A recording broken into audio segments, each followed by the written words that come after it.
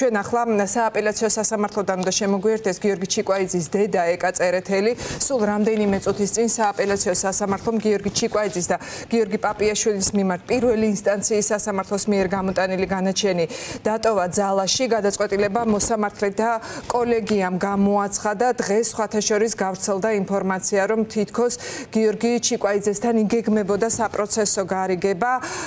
ნახოთ რას გვეტყვის ეკა წერეთელი.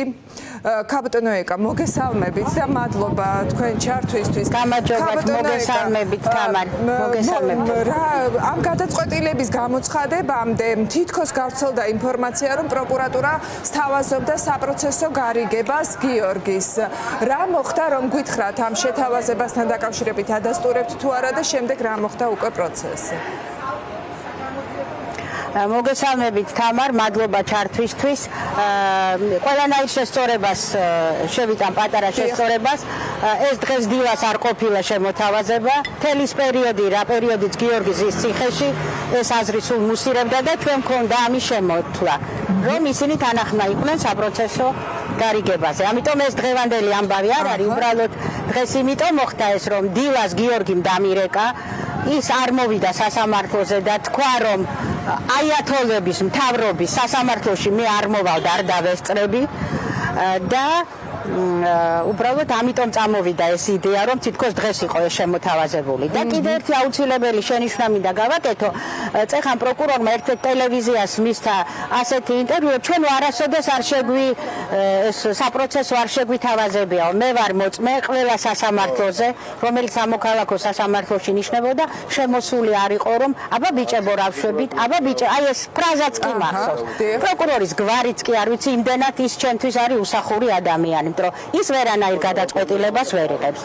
რაც შეეხება მოსამართლეებს, სასამართლო ტროიკამ მოსამართლე სილაგაძის მეშვეობით 9 წუთი, შეიძლება 40 წამი დასჭირდა იმისათვის, რომ ეს განაჩენი ძალაში დაეტოვებინა. 40 წამი, შეიძლება 45 წამი.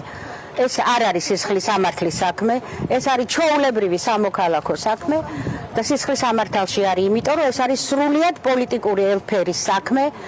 ეს არის ჩემი ბიზნესმენ გიორგი ჩიკვაიძის მიმართ დევნა, იმიტომ რომ ის არ შეეგუა იმას, რაც დღეს ქვეყანაში ხდება. სხვა ტელევიზიებსაც უთხარი ამ მთავრობას ვურჩევ გაიხედენ ირანისკენ. ძალიან ცოტა დროა დარჩენილი. თქვენ არ გიყვართ თქვენი ქვეყანა, თქვენ არაფერს არ აკეთებთ თქვენი ხალხისთვის, გარდა იმისა, რომ ადამიანებს აზიანებთ.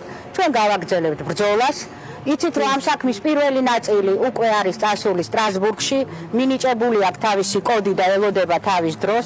ეს არის, როდესაც გიორგის საქმე გადაიტანეს აკვეთის ღონისძიება შეუფარდეს გირაოდან და პირდაპირ დარბაზიდან დააკავეს.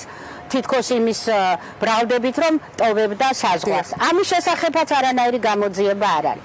მე უბრალოდ დღეს მინდა მადლობა მოუხადო ჩემ უფლებადამცველებს, იმიტომ რომ დღეს კიდევ ერთხელ მოვისმინე მათი არაჩვეულებრივი სიტყვა და კიდევ ერთხელ დავწუნდი, როგორი აბსურდულია ეს საქმე. ხო, სამწუხაროდ არანაირ სიტყვას, არანაირ არგუმენტებებს, სამწუხაროდ აზრი არ აქვს. კაპიტანო ეკა, თქვენ ახსენეთ სტრასბურგი და ზუსტად ეს მინდა რომ თქვათ, ბრძოლის გაგრძელება როგორ გესახება, დღევანდელი გადაწყვეტილება ნიშნავს იმას, რომ 9 წლიანი საპატიმრო სასჯელი გიორგის წინააღმდეგ და 8 წლიანი ირაკლი პაპიაშვილის წინააღმდეგ რჩება ძალაში. თქვენ ახსენეთ უკვე სტრასბურგი, სხვა ნაწილზე, ანუ აქეთ გაგრძელდება თქვენი ბრძოლა ამ მიმართულებით უკვე? რა თქმა უნდა, გაგრძელდება. ჩვენ ახლა დაველოდებით ამ ნაწილში უზენაესის გადაწყვეტილებას და მე ეს საქმეც წავა სტრასბურგში და კიდე აქ ტელევიზიიდან მინდა მადლობა მოუხადო ქალბატონ ეკა ბესელიას ოფისს.